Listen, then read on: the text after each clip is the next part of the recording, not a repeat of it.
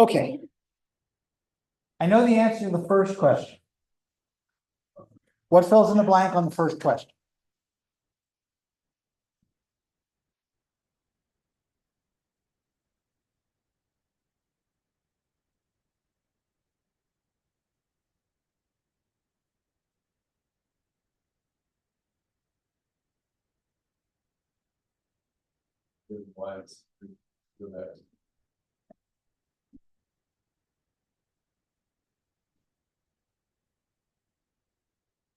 So how do I generalize this idea? What happens when I look at a three-dimensional one?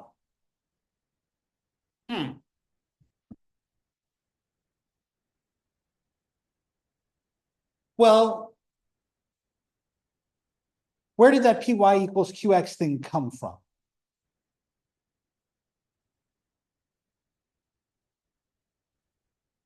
Clause's theorem, which says that I'm taking, if there's a function f, then fxy must be equal to fyx.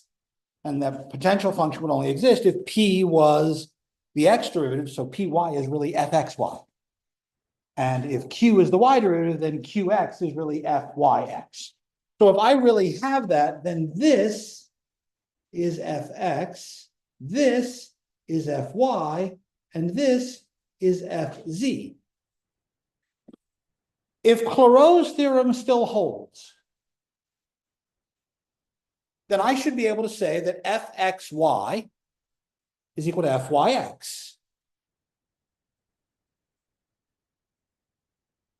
But in terms of p and q, fxy is py, and fyx is qx, the same as before. But I also need it to be true for x and z. I also need it to be true for y and z. So I would like you to do the same thing and convert those two statements from being about f to being about p, q, and r. How does that middle statement get changed to be about p and q and r?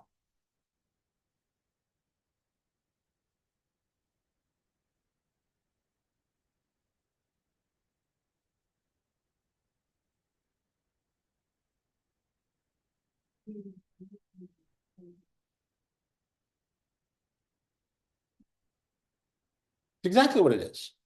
Then what's the bottom one?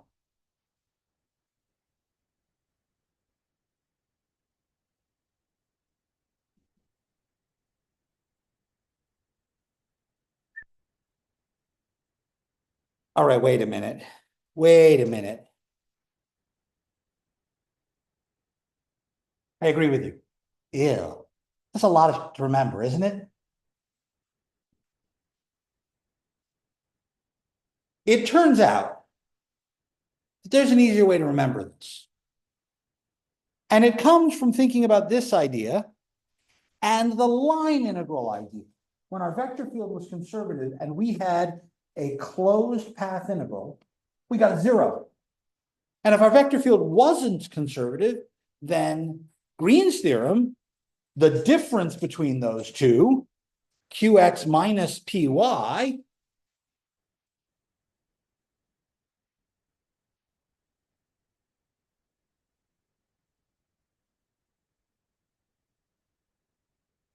that told us how far off we were, right? It told us how far away from 0 this vector field was from conservative. And so when we integrated around a closed path integral, we could instead do the double integral of this difference. So what if I do that same sort of idea for these other pieces together? I'm going to define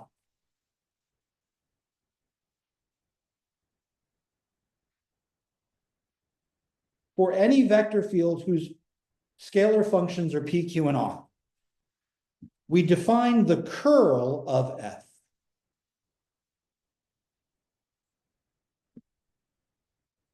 as a new vector field.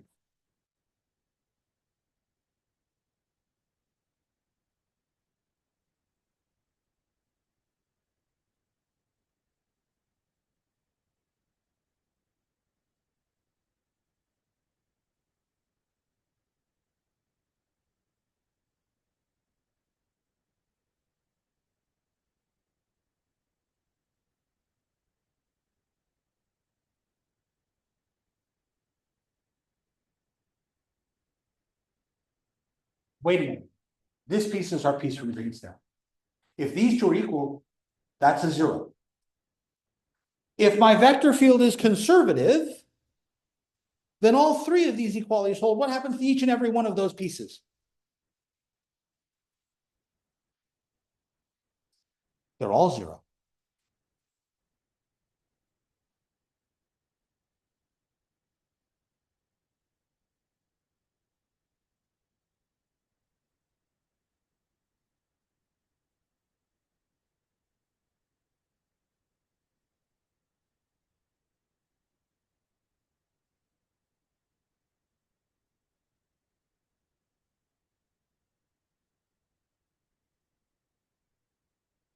That should be an if and only if statement, but I'm going to need my continuity ideas. So if P and Q and R are all C1, they're continuous, and their first derivatives are continuous, then all of these things are continuous, then this is an if and only if. Perfect. I love it. This is exactly what I want when P, Q, and R are C1.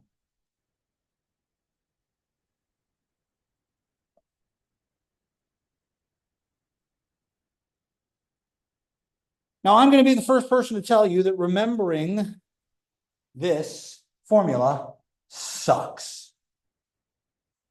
I hate this one completely. So I need a better way to remember this.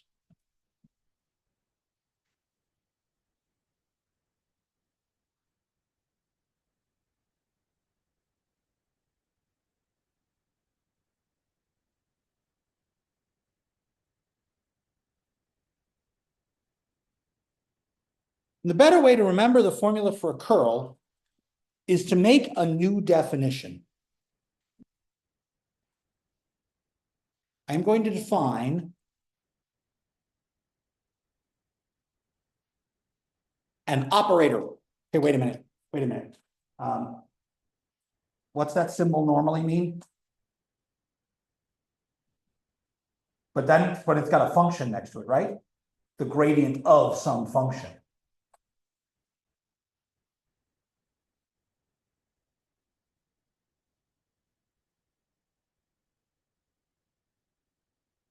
I'm going to think of the gradient operator as a vector.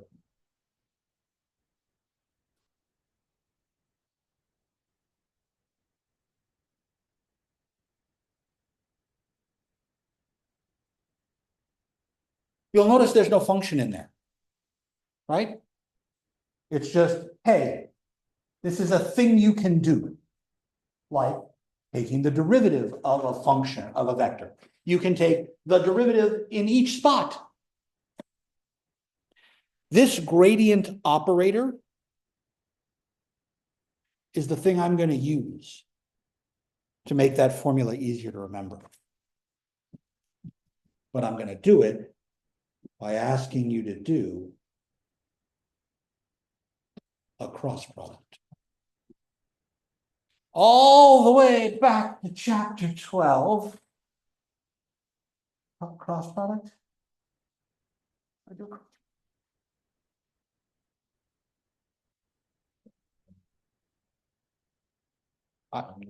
I got to do the determinant, right? This is a determinant, I, J, K. And then the first vector, the gradient operator, goes here.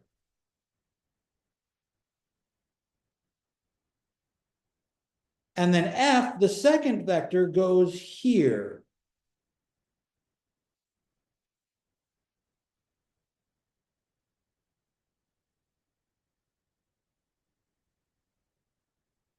Why is this better? Oh, wait a second. What's the I part of this vector? The I part is those two, isn't it? Which means it's Ry minus QZ.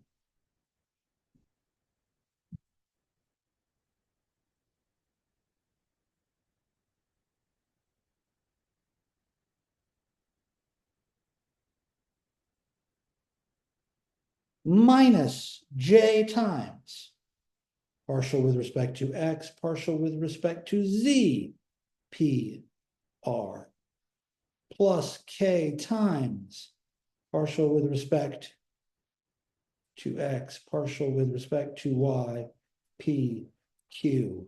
Okay, wait a minute. Look at what happens. This says take the r derivative of y minus the q derivative of z, multiply that by I. Isn't that exactly what I got for the curl, the first part? Then for the second part, it's Rx minus PZ. But there's an extra minus sign.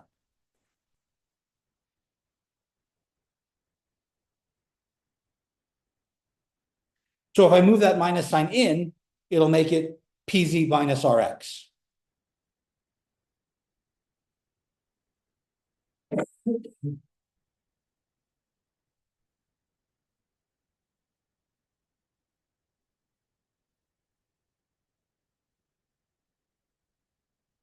This is exactly the same formula as this.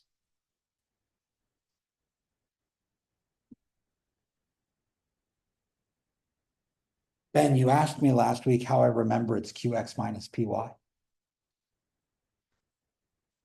Right there. That's how I remember it. P before Q, partial with X before partial with Y, and then I'm doing a determinant.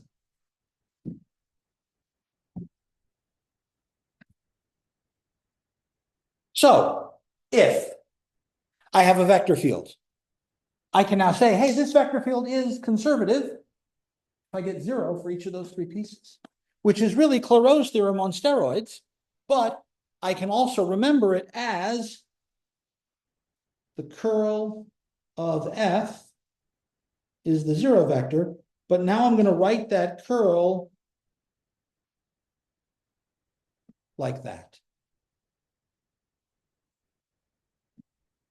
as a cross product of a vector operation and the vector field. I'm operating on my field. To that end, because I think of that upside down triangle as the gradient symbol, I'll read this as grad cross. Remember, we talked about it as gradient of F, grad F. I read it as grad this way. The official name for this symbol is a nabla. You're never going to hear me use that term again. As I said a couple months ago, I said last semester somebody called it a nacho. So nacho F, well, now it's nacho cross. Wait a minute, sounds weird. But there you go. I don't care what you call it. I just need to remember it's a cross product, and then I can compute this. So here's a vector field.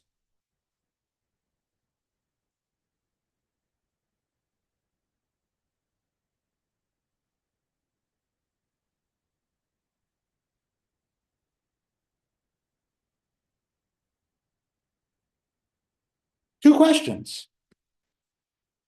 Is it conservative? If it is, find the potential function.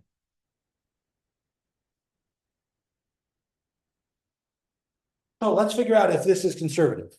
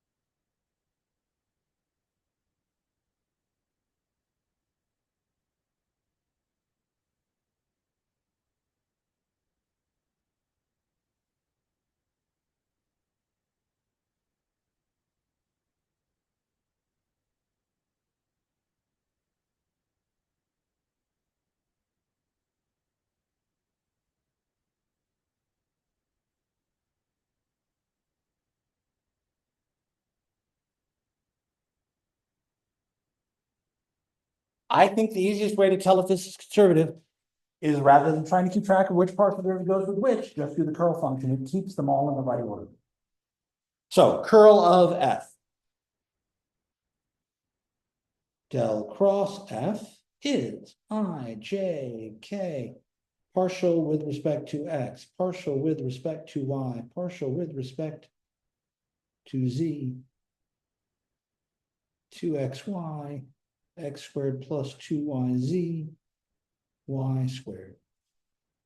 By the way, since there are lots of different notations for the derivative with respect to, I'm using the ddx version. You'll often see that middle line written differently. Sometimes you'll see it written derivative with respect to x, derivative with respect to y, derivative with respect to z. That's more compact, and if you'd like to use that, I'm not going to object in the slightest. I was trained using the squiggle partial symbols, but you can use that one instead if you want.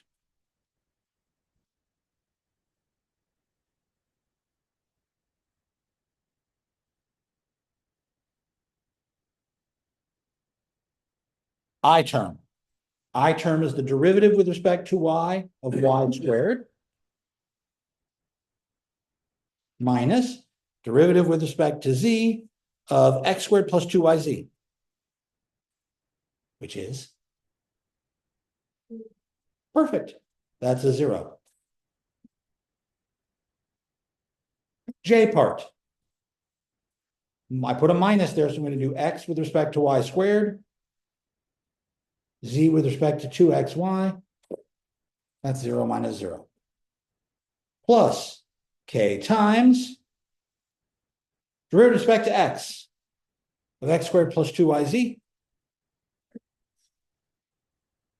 minus derivative with respect to y, 2xy. That's the 0 vector.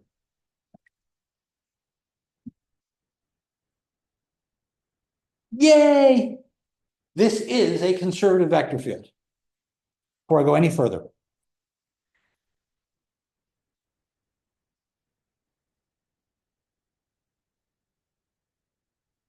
here is our vector field. 2xy, x squared plus 2yz, y squared. Let's turn it on and take a look at it.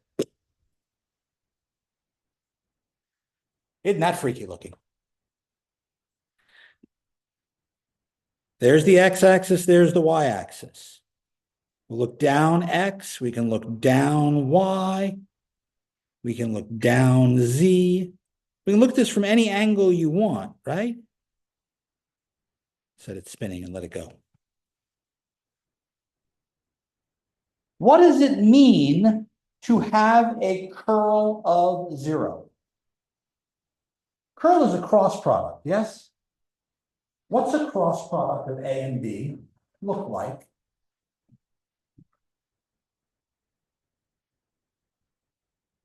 I'm sorry? It's perpendicular. So A and B go this way. Curl sticks out of that, yes? But my A vector at any given point is measuring derivatives, right? It's asking how much change in the x direction, how much change in the y direction, how much change in the z direction. So this first vector is actually asking you, how does this thing change? And it's asking how much the vector field changes. I'm here. In the x direction, how much are the y and z components changing? In the x direction, how are the y and z components changing? That's this. Change in y, change in z, right? So this number tells me how much we're changing this way, 0. The j component, in the y direction, how much are the x and z changing? They're not changing at all. Same thing, in the z direction, how much are x and y changing? What this says is that none of these directions have a vector that sticks out. It's all flat, yes? But quite literally, we call this curl because of that perpendicular idea. I want you to think about picking any point in 3 dimensions here and putting in a little paddle wheel. I'm going to put a little paddle wheel right here at the top of the z-axis visible here. If I put a paddle wheel down right here, little wheel, what happens? What happens to this wheel? It doesn't spin. There's no curl, because if you look, the push across the top and the push across the bottom are in the same direction. It doesn't spin. The axis generated by my curl, that cross product, is the direction this vector field is turning.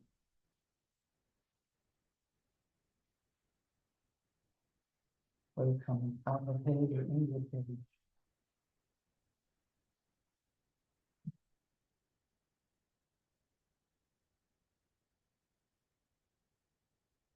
Page 1106 has this little picture.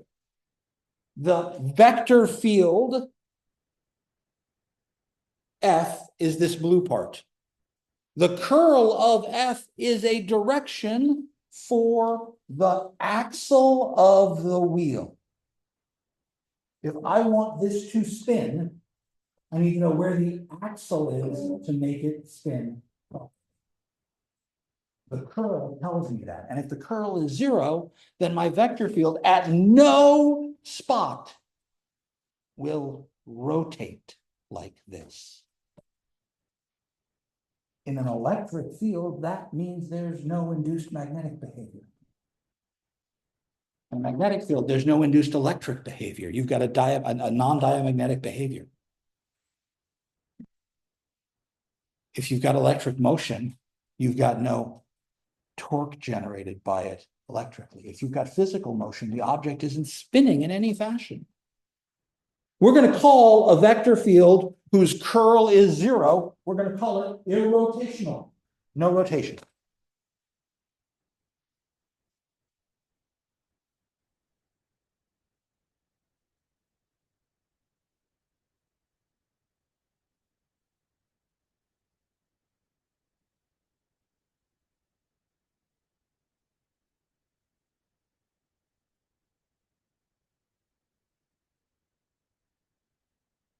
Okay.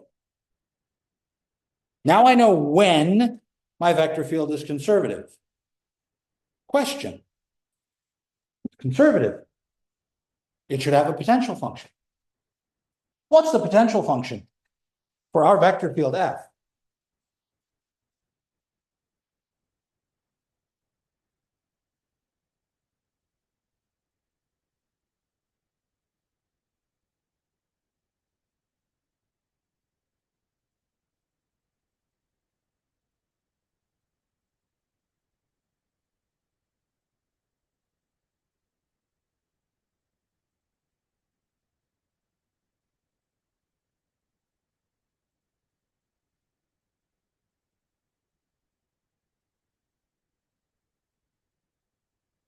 How do I find my potential function again?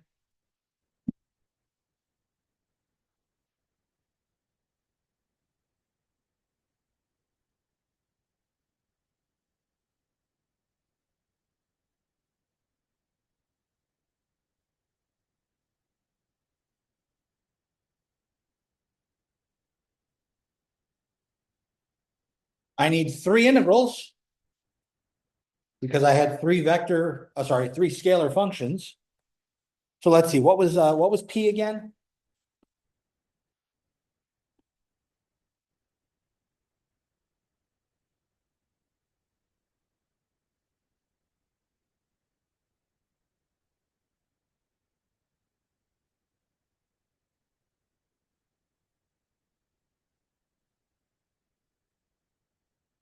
Q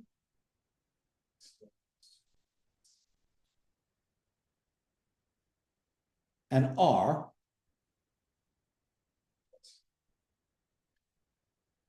So when I do the integral of the first one with respect to x, what's the integral of 2xy dx? x squared y plus some constant, which could have y's, could have z's, but can't have any x's.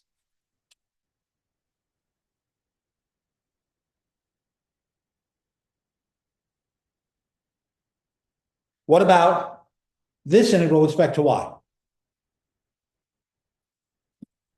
The integral of x squared plus 2yz.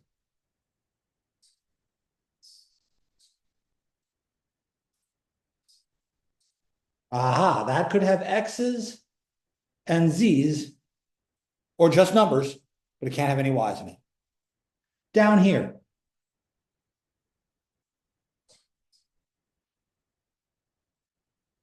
plus a constant in, okay. Here's the reconciling part. I need to be able to find all the pieces in every row. So here's this piece x squared y. It's in the first row. It's in the second row. Is it in the third row? It could be hiding because it only contains x's and y's, right? That piece could be here. Great. If it's there, I'm good to go. So I definitely think I have an x squared y. What about the other thing that I see in rows 2 and 3? I see this y squared z and this y squared z. Is that somewhere in the top row? It could be in this hiding constant, so I'm going to include that part too. And then the only other thing that could be hidden is just a number. That's my potential function.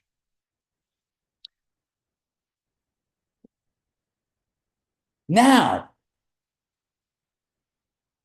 I can do line integrals, even in 3D, with the fundamental theorem of line integrals. If I'm going from point A to point B, I have a potential function. I don't have to do the path. I don't have to do any parametric work at all. I just have to know the start point and the end point and subtract. That's a ton easier, isn't it? Knowing whether or not my vector field is conservative is the key piece of information. And now I have a way to check that. Check the curve. Questions?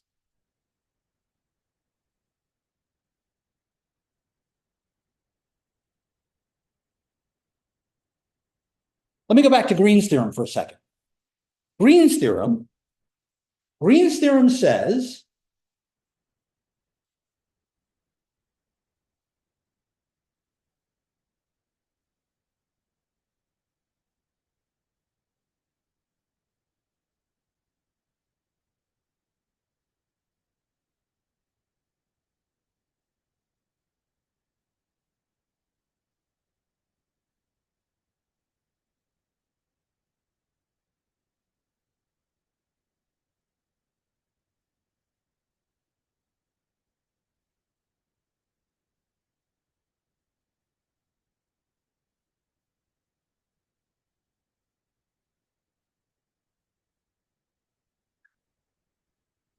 that the line integral can be done by doing the surface integral instead. Sorry, the area integral, qx minus py. But I know that that piece comes from my curl piece. If I think about a vector field, my f is only pq, right? That's a two-dimensional vector field. I'm going to be sneaky. I'm going to think about this vector field in 3D.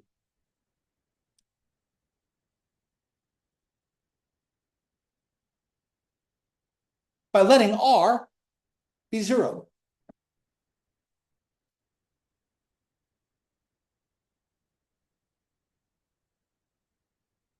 If I do that, then it turns out that my curl has the right thing in the last spot.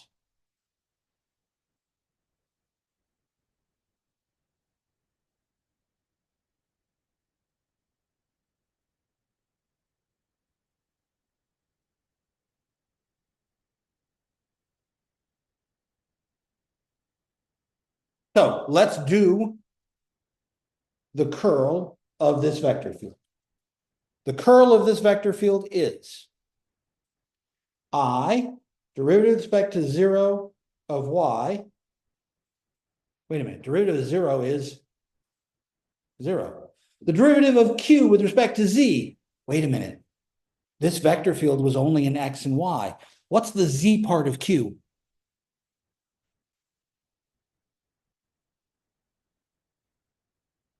Aha! Let's do the j part. It's the x part of 0, well, that's 0, and the z part of p. But p was only in x and y, so the z part of p is also 0. When I do the k part, oh, well, then I get qx minus py.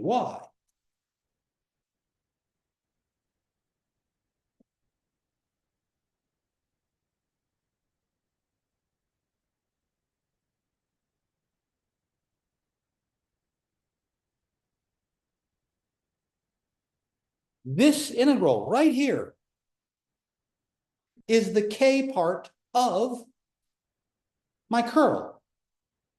What if I just wanted to get this number out? I could take this vector.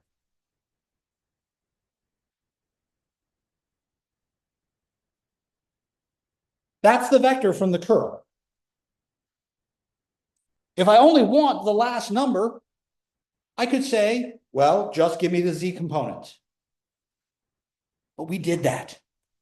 We did that when we were thinking about projections in the x part and projection in the y part and projection in the z part, where we did the cosines back in chapter 12. We did the direction cosines of all of my vectors, right? And I said to get the last part, you took the dot product with k. If I do this,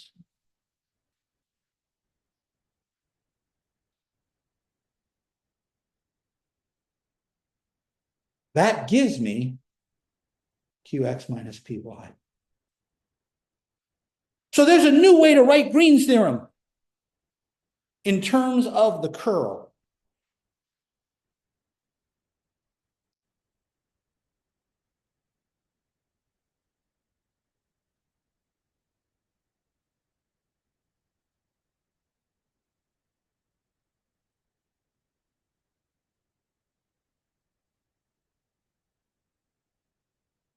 Now, I don't know.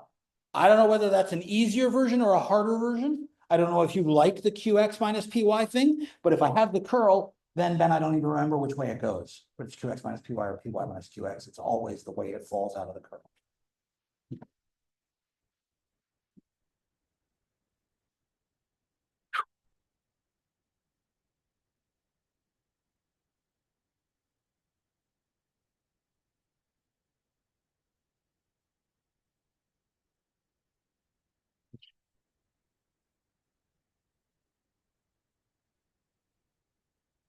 As if you couldn't tell, curl is one of my favorite vector fields. Because quite literally, that's a curl. It's the axis of rotation of my field. My vector field is going right-hand rule this way. Curl sticks out in the direction I think. What happens if I'm not stable? A little hard to do with this one. I get axial precession. Axial precession is the result of the third moment. We did first moments for center of mass. We did second moments for moment of inertia. Third moment develops this thing called the radius of gyration, which is how your object spins in axial precession. Spin tops. I collect toys for a reason, people. They're examples.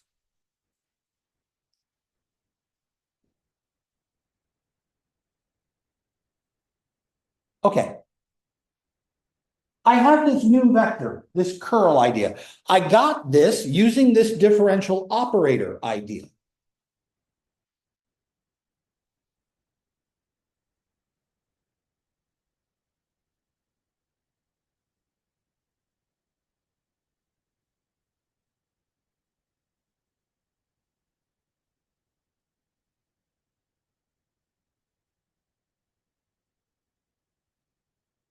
And we just saw that we can use this and make a cross product.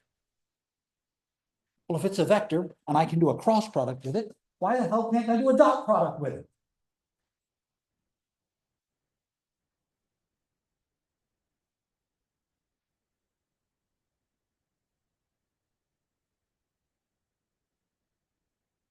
Again, I'm going to start with the idea that I have a three-dimensional vector field.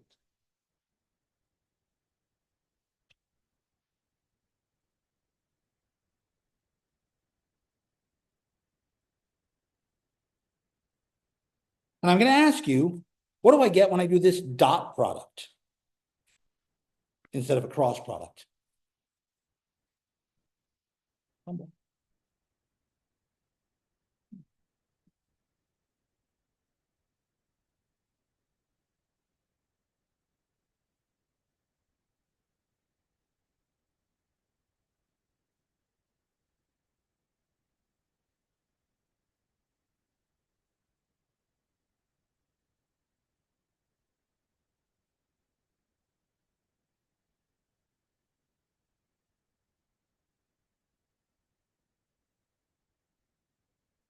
Which is not a vector anymore, it's a function, right? This is a function. What is it measuring? Well, the P is the X component of my vector field, right? So this is asking how much is the X direction changing? And this is asking how much is the Y direction changing? This is asking how much the Z direction is changing. So if I'm standing at a point, this tells me you're going this way and this way and this way by how much? It answers the question, how much is this vector field moving away from where I'm standing? I'm going to call this the divergence of F. And we'll abbreviate that DIV-F, or we'll use that dot product notation for it. The divergence is a scalar idea. It tells me at this point that stuff is moving away or stuff is moving towards. If it's positive, things are going out. If it's negative, things are coming in. If it's zero, what does that mean? Not truly. It's not necessarily stationary. It means whatever's coming in on one side is going out on the other side. It's balanced, right? Overall, we don't have much in or out. We have through. If more is coming in than going out, I should have a negative divergence. If more is going out than coming in, I should have a positive divergence. But if the amount coming in balances the amount coming out, my net flow, my divergence, will be zero. It doesn't necessarily mean nothing comes in, nothing goes out. It means just as much is going out as is coming in. Think of a spot in a pipe. Water pushes in from one end, pushes out the other end, right? Standard principles of hydraulics. The amount of water moving through this spot must be the same coming in and going out. Otherwise, we'd have a backup somewhere, we'd have a problem. If my function has more coming in than going out, what happens right here at this spot? If there's more coming in than going out, what happens right here? Things have to start getting squished, don't they? And if more is going out than is coming in, then things are starting to get spread further apart. Wait a minute. Sound waves. Air gets squished and air gets separated. There were words for those back in my physics class all those years ago. Compression waves. Compression and rarefaction. Compression. When my divergence is negative, I'm compressing. When my divergence is positive, I'm decompressing. Rarefacting just sounds weird. Aha! If the divergence of F is zero, notice that's the number zero, not the vector zero, because this is a scalar quantity, we say F is incompressible. The fact that water is an incompressible fluid is what makes hydraulics work. The pressure field transmits all the force through it.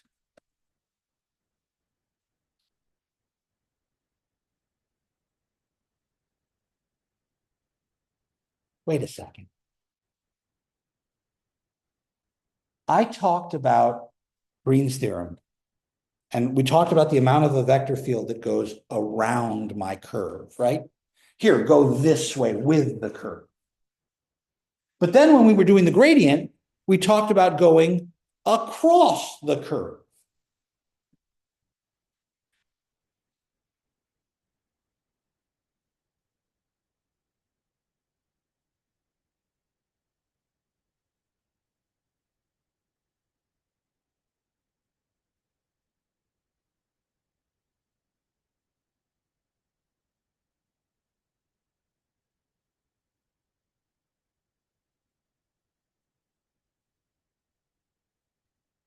So let's consider our R of t function, our curve, x of t, y of t.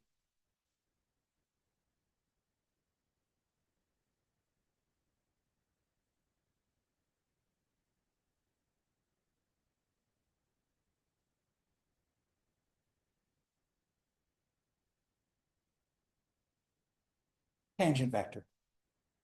Unit tangent vector.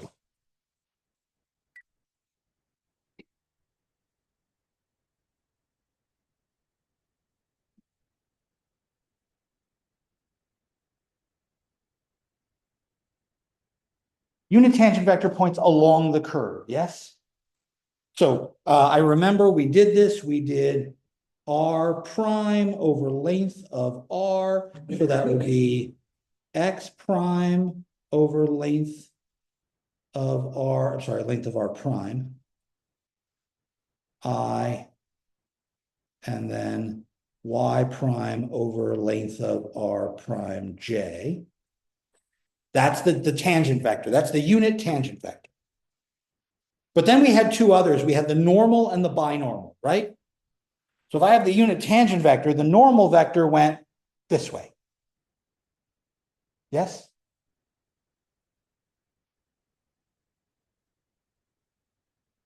But if this is a two-dimensional vector, then the normal vector is perpendicular to it. What's the product of the slopes if my vectors are perpendicular? That's the dot product. I'm thinking the numbers that are my slopes. The slope should be negative reciprocals, right? But the dot product should be zero. Easy way to make this dot product zero is to think of the vector. Really? Okay. Let's think of the vector.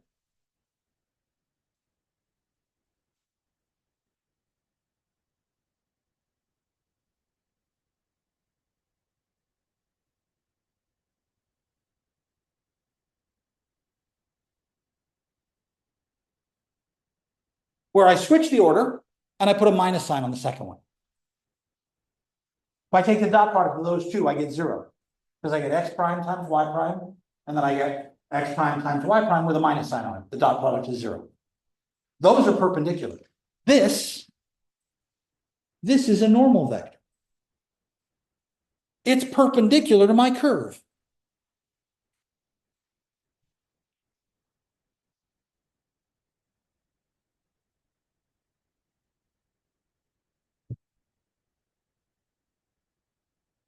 But this is dy, and this is minus dx.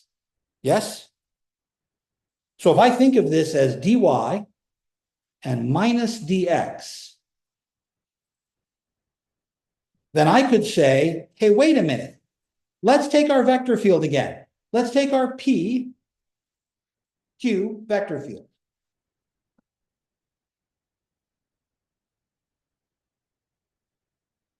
Let's dot it with this thing. What do you get? you get the integral, you get the result P dy minus Q dx. Yes? Now, I want to think about integrating that over some curve.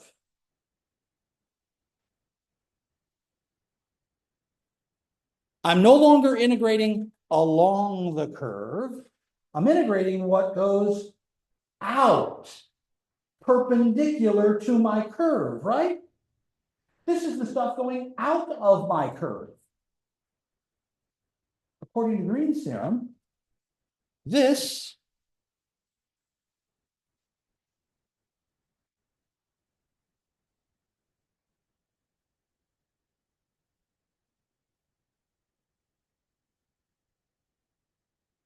is an arc length integral. It's an arc length integral of the normal vector. But what is that measuring? What is that measuring? That's measuring how much of my vector field goes out. How much of my vector field goes away from the inside of my curve. Isn't that exactly what the divergence measures?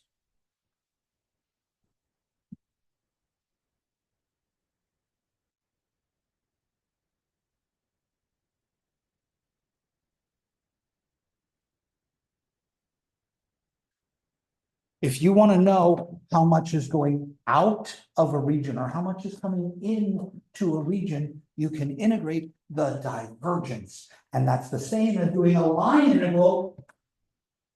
It's not P dx Q dy, it's P dy Q dx. It's the other way around.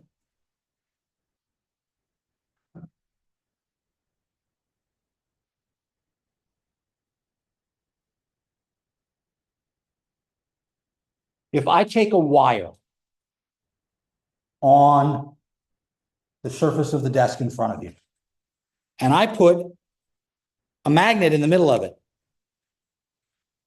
then I can ask how much of the magnetic field goes across the wire.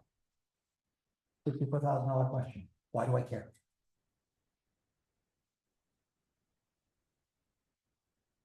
As that magnetic field goes across the wire, it causes the electrons in that wire to move. And you just created an electricity by moving a magnet across, by measuring how much goes across this field. I'm going to come back to this idea because this is important. It's more important in 3D than it is in 2D. But the idea comes just from looking at a normal vector and my divergence idea. If I want to do this in 3D, I shouldn't just be looking at a curve, I should be looking at a surface. Well, I want to think about the way we write surfaces in 3D. We already know how to write the surface of the function, f of xy. But there's more. That's what we're doing. I will see you all then. Have a wonderful rest of your day. By the way, as an aside, there's a wonderful summative book